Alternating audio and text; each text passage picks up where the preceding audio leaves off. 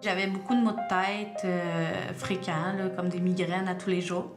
Et le 31 mars 2013, on était couchés dans le lit et puis il y a eu un éclair dans ma tête. Elle s'est mise à crier, j'ai mal à la tête, là! Elle criait super fort. Puis là, elle dit, tu comprends pas, mais elle m'a comme pogné, elle m'a brassé, puis elle s'est mise à crier. Puis là, je l'ai vu comme, elle m'a dit qu'elle la paralysait, là. Genre, là, je sens que je paralyse, là, appelle le 911, appelle le 911. Fait que là, rendu à l'hôpital, on rencontre les spécialistes. Ils me demandent de signer des papiers, comme quoi ils vont envoyer un produit genre médecine nucléaire, je pense, pour faire un scan de son cerveau pour notre enfant. Moi, ce que je faisais pour tenir le coup, je textais Geneviève, tu sais, comme si dans ma tête, elle allait me répondre, genre, là, c'était vraiment cute, les messages, quand j'ai relu ça par après. Là, on s'est rendu compte qu'elle était paralysée. Tout le côté gauche était paralysé. Là, je me ramassais avec une femme handicapée, paralysée à vie. Je savais pas ce qui allait arriver. Puis l'enfant, on savait toujours pas ce qui allait advenir de l'enfant. C'est spécial. On a vraiment vécu l'expérience ensemble, moi puis Nathan. Là.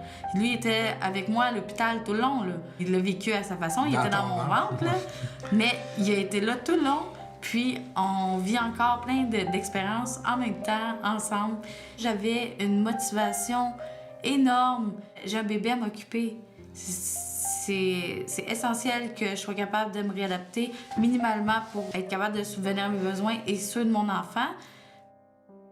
C'est très long à revenir. J'ai beaucoup de séquelles cognitives, j'ai beaucoup de séquelles physiques. Quand j'essaie de zipper mon manteau, c'est absolument c'est l'horreur. Là. À une main, c'est plate. Là.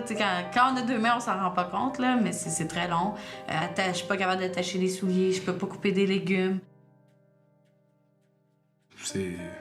C'est quelque chose qu'on peut pas penser que ça peut arriver, surtout à son âge. C'est important de reconnaître les signes. T'sais, moi, c'est Geneviève qui a reconnu les signes. Je paralyse, appelle le 911, je dois faire un AVC. Imagine, pendant qu'elle fait l'AVC, elle le savait, parce qu'elle travaillait au 911. Ça t'a sauvé la vie, probablement. C'est sûr que Nathan, c'est ma principale source de motivation, en plus de tous les objectifs que je me suis fixés. Parce que c'est sûr, quand on passe proche de la mort, on essaie de donner un sens à notre vie après ça. Et puis, on se fixe des objectifs, on se donne des moyens de l'atteindre. Mais c'est quand même des belles expériences de vie là, que je vis suite à ça. Puis, j'ai beaucoup de motivation, c'est certain.